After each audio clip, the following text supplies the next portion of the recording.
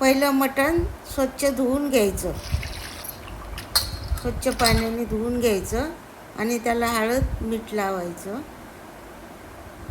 आणि 2-4 लवंगा, 2-4 काळे मिरे आणि 1 दालचिनीचा तुकडा फोडणीला टाकायचा आणि टाकल्यानंतर त्याला मस्तपैकी हलवून द्यायचं सांडतीने पकडून.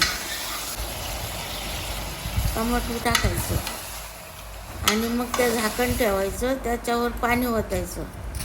कांदा, खोबरं, धने, हिरवी मिरची सगळं मिळून भाजून वाटायचं, मिक्सरमध्ये वाटून घ्यायचं.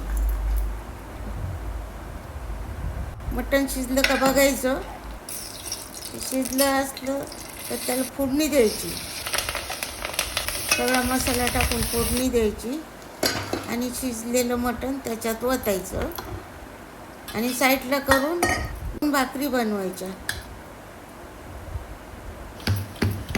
नंतर वैरूला वाढायचं जेवायला.